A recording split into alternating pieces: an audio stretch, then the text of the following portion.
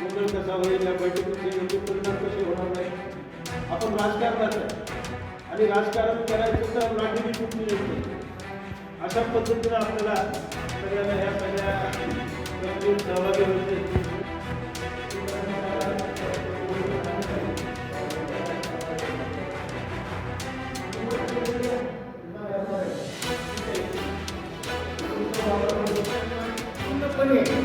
सहबळावर panel तयार करून लढायची सुद्धा तयारी झालेली आहे आणि लढणार. कायदा बरोबर आहे. तो मुद्दा चांगला बनलेला आहे. मुद्दा चांगला केल्यावर त्याची अवस्था अशी आहे की आणि मुलांनी सगळ्यांची ओळख असेल त्यामुळे लातूर महानगरपालिकेच्या निवडणुका जाहीर झाल्यानंतर आता उमेदवारी अर्ज झाल्यानंतर भारतीय जनता पार्टीमधील निष्ठावंत कार्यकर्त्यांनी एक बैठक बोलवली आहे. ज्या उमेदवारांना निष्ठावंतांना तिकीट मिळालेलं नाही परंतु त्यांनी अपक्ष भरलेला आहे अशा सर्वांची एक बैठक झालेली आहे. या बैठकीत काय निर्णय झालेला आहे किंवा काय म्हणणं आहे आपण जाणून घेणार नगरसेवक. आपण बैठकीला आलं निष्ठावंत कार्यकर्त्यांनी आपली उमेदवारी कट केलेली आहे, काय सांगा. माझी उमेदवारी कुठल्या कारणामुळे कट केली हे मी निवडणूक प्रमुखाला विचारू इच्छितो. मी गेली कित्येक वर्षापासून भारतीय जनता पार्टीचं काम करतो. वेळोवेळी उमेदवारी मला मागे घेण्यात लावण्यात आली, पण निष्ठावंत कार्यकर्त्यासाठी मी माझी उमेदवारी मागे घेतली. पण ह्या वेळेस समोरून येणारा जो उमेदवार आहे रात्रभर दिवसभर काँग्रेसमध्ये फिरतो, संध्याकाळी भाजपच्या घरी जाऊन कोणाकडे तर मांडवली करून तो जर उमेदवारी घेत असेल तर त्याच्या विरोधात निष्ठावंत कार्यकर्ता म्हणून मी ताकदीनिशी प्रभाग 8B मधून लढणार आहे. आणि तो उमेदवार आत्ताच आणि त्या उमेदवारामुळे आपले बाकीचे 3 उमेदवार पडण्याची दाट शक्यता आहे प्रभाग 8 मध्ये. आपलं तिकीट डावललेलं आहे. आता काय आरोप कोणावर आहे आपला? माझा आरोप जे कोणी निवडणूक कोर कमिटी आहे त्या कमिटीच्या प्रमुखावर आहे, ज्याने प्रत्येक वेळेस इलेक्शन निवडणुकीच्या काळामध्ये फक्त जात बघून तिकीट देत आहे का, आणि काम करत असताना शिवाशिला चालतो, फेटे बांधताना शिवाशिला चालतो, कुठलं काम काही सांगायचं असलं पक्षाचं आंदोलन असलं तर शिवाशिला चालतो. पण निवडणुकीच्या काळामध्ये ऐन वेळेस बाहेरच्या पक्षातला उमेदवार आणून काही इथं पार्टीचे सक्षम कार्यकर्ते नव्हते का? प्रभाग 8 मध्ये 4 नगरसेवक भाजपचे असताना बाहेरचा उमेदवार आयात करायची गरज का पडावं पक्षाला? ही मला पक्षप्रमुखाला आणि आपले जे निवडणूक प्रमुख आहेत त्यांना माझा सवाल आहे. हे मोठ्या प्रमाणावर आर्थिक व्यवहार झाल्याचं बोललं जाते. असं हे एकाच प्रभागापुरतं नाही. ज्यांनी आर्थिक व्यवहार पूर्ण केला त्याला तिकीट मिळाली गेली. ज्यांनी मी आर्थिक व्यवहार पूर्ण करू शकत नाही म्हणले त्यांनी बाहेरचा रस्ता दाखवला. त्याचं एक उदाहरण आमचे गोरोबा गाडेकर जुने शिवसैनिक आहेत, त्यांनी लढायची इच्छा व्यक्त केली परंतु आर्थिक व्यवहारापुढे ते त्यांची पूर्तता करू न शकल्यामुळे त्यांना बाहेर जावं लागलं आणि तिथं एक उमेदवार आयात उमेदवार दुसरीकडचा आणून बसवला. मग आता पार्टीला जर त्या स्थानिकच्या प्रभागामधले आणि अगोदर ठरलं होतं की ज्या त्या प्रभागातले ज्या त्या उमेदवारांनी तिथं लढायचं, मग आमच्या 8 मध्ये बाहेरचा उमेदवार का दिला तुम्ही? का आम्ही इथं सक्षम नव्हतो का? निवडणूक प्रमुखाला विचारणार आम्ही. कुठल्या पक्षावर लढणार आपला? तर आपण तर भारतीय जनता पार्टीचे कार्यकर्ते म्हणून आहेत परंतु आता आपण अपक्ष म्हणून लढणार काय? आम्ही भारतीय जनता पार्टीचे निष्ठावंत कार्यकर्ते आहोत. आम्ही नुसतं रस्त्यावर जरी फिरलं तरी आम्हाला भाजपचं म्हणतात, आम्हाला गमच्या घरात घालून फिरायची गरज नाही. जो कोणी पुढचा उमेदवार आहे तो डुप्लिकेट आहे. मी जर त्या उमेदवाराच्या बरोबर फिरलो तर भारतीय जनता पार्टीला मानणारे कार्यकर्ते, मानणारी जनता ही भारतीय जनता पार्टीला म्हणून मलाच मतदान करेल. मला त्याचा जनतेवर विश्वास आहे. पण हा जो उमेदवार आहे ज्यांनी आणि त्या भागातल्या सर्व जनतेने बघितलेला आहे, हा माणूस पक्षात प्रवेश करत असताना झेंड्याचा अपमान करून गेलेला आहे. त्याला जनता स्वीकारणार आहे, जनता मला स्वीकारेल भारतीय जनता पार्टीचा कार्यकर्ता म्हणून. आणखीन काही इच्छुक नगरसेवक? मी पृथ्वीसिंग बायस भारतीय जनता पार्टीकडे उमेदवारी मागितली प्रभाग क्रमांक 8 ओबीसीच्या जागेवर. मागच्या ही आता 3री महापालिका आहे. दरवेळेस मला डावललं गेलं. मागच्या वेळेस पक्षानं मला फॉर्म भरायला लावलं वॉर रूम मध्ये आणि ऐन वेळेला आपल्या सर्व पत्रकारांना माहित आहे घरात मीटिंग घेतली म्हणून मला पक्षातून सस्पेंड केले. भारतीय जनता पार्टीच्या बायलॉज मध्ये एखाद्या कार्यकर्त्याला असं सस्पेंड करता येत नसते, तरीही मला पक्षातून सस्पेंड करून त्या ठिकाणी आयातीत उमेदवार दिले आणि नंतर मला भारतीय जनता पार्टी घेतलं. प्रभागातून मागणी माझी प्रभाग क्रमांक 8 ओबीसीच्या जागेवर माझी मागणी आहे. आता ही जो उमेदवार दिलाय तो प्रभाग क्रमांक 1 मधून आलेला उमेदवार आहे. मला एवढंच म्हणायचं आहे की आम्ही मायक्रो मायनॉरिटीचे लोक असल्यामुळं भारतीय जनता पार्टीला अलर्जी आहे का? मला सांगा, अर्चनाताई पाटलांच्या विरोधात ज्यांनी काम केलं, ज्यांच्या वार्डामध्ये अर्चनाताईचे बूथ मायनस आहेत, अशा लोकांना उमेदवारी देता का? काय दोष आहे आमचा? आणि आम्हाला बंडखोर म्हणायचं काय कारण आहे?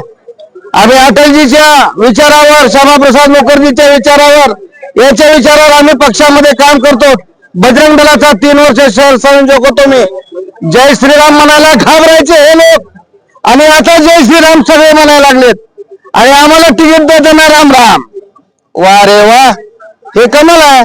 म्हणजे विधानसभेला तिकीट मागणारे हेच, नगरसेवकाला तिकीट मागणारे हेच, पक्षामध्ये पदाधिकारी हेच, आम्ही म्हणजे नुसत्या सतरंजन जोडे उचला. हे कुठला न्याय आहे? हे जनता उघड डोळ्याने पाहिले लातूरचे. हे चुकीचं आहे, असं नाही व्हायला पाहिजे. आणि विधानसभा आपल्यासोबत भारतीय जनता पार्टीचे पदाधिकारी आहेत, आपण विशेष जाणून घेऊ. काय कोर कमिटी आहे, ज्या पद्धतीने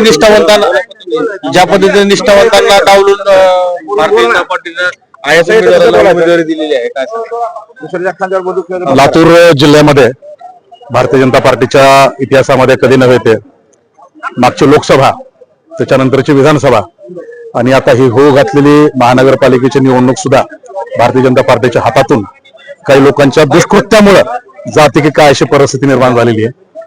वर्षानुवर्ष जे कार्यकर्ते काँग्रेसमध्ये काम करत होते, ज्यांना भारतीय जनता पार्टीचा भाव सुद्धा माहिती नाही, तत्वनिष्ठ या सगळ्या गोष्टीपासून कोसू दूर असलेल्या लोकांना पक्षामध्ये घेऊन रात्रीतून जी उमेदवारी दिली गेली आहे त्याबद्दल सर्व पक्षाच्या कार्यकर्त्यामध्ये भारतीय जनता पार्टीचा अत्यंत प्रक्षोभ आहे. आणि तो या ठिकाणी आपण बघतोय. सर्व कार्यकर्ते या प्रसंगी अपक्ष लढाईच्या मानसिकतेत आहेत आणि ते लढतील 100%. आणि लढून निवडून आल्यानंतर ते परत भारतीय जनता पार्टीचेच असणार आहेत, यामध्ये माझ्या मनामध्ये शंका नाही. एक प्रश्न निर्माण होतो की राज्यातील हे चित्र पूर्ण महाराष्ट्रामध्ये आहे, जे आयात केलेल्या उमेदवाराला प्राधान्य दिलं होतं भारतीय जनता पार्टीमध्ये आणि निष्ठावंतांना डावललं होतं. जास्त काय लोकांमध्ये अशी चर्चा आहे की आम्ही अत्यंत अभिमानानं सांगायचो की पार्टी विथ डिफरन्स, म्हणजे काँग्रेस मुक्त भारत म्हणता म्हणता काँग्रेस युक्त भारतीय जनता पार्टी झाली की काय, अशी शंका लोकांमध्ये चर्चा आज या ठिकाणी ऐकायला मिळते. त्यामुळे आम्हाला लोकांच्या नजरेला नजर देणं अवघड झालंय वार्डामध्ये फिरताना, प्रभागामध्ये फिरताना. तर माझी पक्षश्रेष्ठींना अशी विनंती आहे की जो कार्यकर्ता वर्षानुवर्षापासून त्या बूथवर स्थानिक वैर पत्करून, इतर पक्षाच्या लोकांशी वैर पत्करून भारतीय जनता पार्टीचं काम करतो, त्या कार्यकर्त्याला जर आता नाही न्याय देणार तर कधी देणार? ही निवडणूक कार्यकर्त्यांची निवडणूक असते. जे कार्यकर्ते तुम्हाला विधानसभेमध्ये आमदार म्हणून पाठवतात, लोकसभेमध्ये खासदार म्हणून पाठवतात, त्या कार्यकर्त्यांना डावलून तुम्ही रात्रीतनं कार्यकर्ते आयात करून या ठिकाणी जर पक्षाची उमेदवारी देणार असेल तर अत्यंत मोठं पाप आहे आणि याची फलश्रुती येणाऱ्या काळामध्ये तुम्हाला भोगावी लागेल. महाराष्ट्राचे मुख्यमंत्री देवेंद्र फडणवीस यांनी ज्या ज्या ठिकाणी नाराजगी झालेली आहे त्या ठिकाणी आम्ही स्वतः बोलू अशा पद्धतीनं वक्तव्य केलेलं आहे. का आपल्याशी काही बोलणं झालं का? अद्याप पक्षाकडनं असा काही मेसेज किंवा फोन नाहीये, पण माझी पक्षाला अशी विनंती आहे की बोलण्यापेक्षा कार्यकर्त्यांना न्याय देण्याच्या भूमिकेमध्ये पक्षानं जावं. जसं आता त्या पूजा मोरेचं पुण्यामध्ये तिकीट कापलं की जिनं पहलगामच्या हल्ल्यावर आणि मोदीजीच्या विरोधामध्ये वारंवार वक्तव्य करून त्याला तिकीट दिलं. काल आपण संभाजीनगरमध्ये बघितलं की माननीय माजी खासदारांवर किंवा तिथल्या आमदारांवर महिलांनी कशा पद्धतीनं एक प्रकारे हल्ला चढवला. म्हणजे हा प्रक्षोभ कार्यकर्त्यांमध्ये कशावर निर्माण होतोय की हे सच्चे आणि निष्ठावंत कार्यकर्ते आहेत, त्यामुळे त्यांच्या ह्या वेदना आहेत. आणखीन एक नगरसेवक आपण बोला. मी वार्ड क्रमांक 15 मधून प्रशांत सिलिंगप्पा बोलेगावकर. मी उमेदवारी मागितली होती. मी 2016 मध्ये पक्ष प्रवेश केला. मला भारतीय जनता पार्टीचे विचार माझ्या मनात रुजले. त्यावेळेस आमचे जिल्हाध्यक्ष गुरुनाथजी मगे आणि बरेच कार्यकर्ते असल्यामुळे आम्ही एकत्रितपणे काम करण्यासाठी तिथे गेलो. जे की इथं भेदभाव नाहीये की एक समस्त म्हणजे की बाबा समस्या विचारायचा पक्ष म्हणून आम्ही यांच्यामध्ये हे केलं. 2017ला मी उमेदवारी मागितली. त्यावेळेस आम्हाला जिल्हा अध्यक्षांनी मागितलं की यावेळेस तुम्ही माघार घ्या, पुढच्या वेळेस नक्की आम्ही तुमचा विचार करू. परत 2017ला आम्ही माघार घेतली. परत 2022 पर्यंत कार्यकाल होता. परत कोर्टाच्या आदेशामुळे खंडित झाले. आता 2025 ला इलेक्शन येऊ घातल्यानंतर आम्ही रीतसर मागणी केली की बाबा आम्हाला भारतीय जनता पार्टीकडून आम्हाला तिकीट देण्यात यावं. आमच्या वार्डामध्ये 3 उमेदवार हे बाहेरचे, एक उमेदवार तर असा आहे की 2 दिवस आधी काँग्रेस पक्षात होता. तो काँग्रेस पक्षामध्ये लातूरच्या मनपामध्ये परिवहन मंत्र्याचा तो परिवहन जे एसटी सिटी बसेस जे आहेत ते त्यांचे चालवतात आणि त्यांचे लगेच तो बीजेपी तर आला की त्यांना तिकीट डिक्लेअर होतं का? निष्ठावंत कार्यकर्ते ह्या वार्डातले नव्हते का? तुम्ही बाहेरच्या वार्डातले इथे गोंधळ घालायचं काम जसं झालेलं आहे. समजा 15 मध्ये स्थानिक उमेदवार असताना तुम्ही 16चे 15 मध्ये 15चे 11 मध्ये हे करायची गरज नव्हती.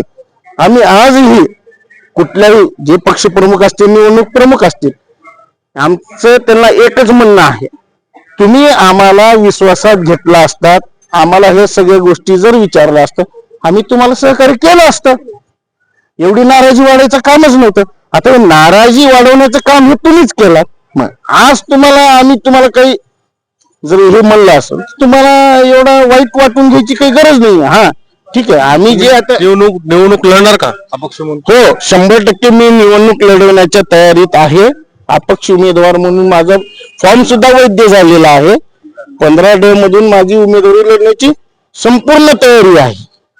ज्यावेळेस एक उमेदवार पूर्ण तयारी करूनच अर्ज मागणी करत असतो पक्षाकडे, तो काही अर्ध्या रात्रीतून उठून मला उमेदवारी द्या माझी तयारी करायची असं नसतो. कुठलाही उमेदवार हा पूर्ववत त्याची तयारी, त्याची मानसिक तयारी. आज आम्हाला तिकीट नसल्यामुळे आज आम्हाला मानसिक शांती पण नाहीये. आम्हाला पक्षाचं काम करायचं न करायचं, हा आम्ही बीजेपी पक्षाचे पक्षाचं काम करणार आणि करत राहणार. आम्ही एकनिष्ठ आहेत आणि एकनिष्ठच राहणार. पण आम्हाला बिग टीम बनवायची तयारी जर तुम्ही स्वतःहून जर तुम्ही करा म्हणून हे तुम्ही करण्याचं काम हे खूप मोठं तुम्हाला शापित ठरणार आहे. हे एवढंच तुम्हाला सांगतो. आणखीन काही महिला आहेत आपण निश्चित मी प्रभा उमेश जाणते. मी वार्ड क्रमांक 11 मधून फॉर्म भरलेला आहे. प्रभाग क्रमांक 11 मध्ये मी उमेदवारी मागत नव्हते. तुमचं तिकीट कन्फर्म आहे भरा म्हणल्यामुळं मी दिवस रात्र पळून 2 दिवसात मी तिकीट फॉर्म भरलेले आहे. माझ्या वार्डामध्ये दुसरे 3 उमेदवार बाहेरचे 3 उमेदवार दिले. स्थायिक कोणी नव्हते का? सगळे बांगडे भरले होते का आमच्या वार्डातले लोक? का म्हणून मला दिले नाही? गेले 10 वर्षापासून मी बीजेपीला जीव तोडून काम करून मी उमेदवार मागितलं होतं. तुम्ही सांगितलं होतं म्हणून मी फॉर्म भरलं आणि मला का म्हणून तुम्ही एबीचा फॉर्म दिला नाही, मला डावलले गेले. यासाठी मी प्रभाग क्रमांक 11 मध्ये मी उमेदवार लढणार आहे. लढून मी जिंकून यायची तयारी पूर्ण पद्धतीने मी ठरवलेले आहे. जिंकून येणार म्हणजे येणार. तरी होते भारतीय जनता पार्टी मधील पक्षाचे एकनिष्ठ कार्यकर्ते ज्यांना उमेदवारी मिळाली नाही. त्यांनी नाराजगी व्यक्त करत त्यांनी जाहीर केलेलं आहे की आम्ही अपक्ष म्हणून लढू. आमचा पक्ष हा भारतीय जनता पार्टीचा असेल परंतु अपक्ष म्हणून लढून या पूर्ण निवडणुकीमध्ये आम्ही बहुमताने विजयी होऊ अशा पद्धतीचा विश्वास व्यक्त केलेला आहे. विजय कवाळे, नवराष्ट्र, लातूर.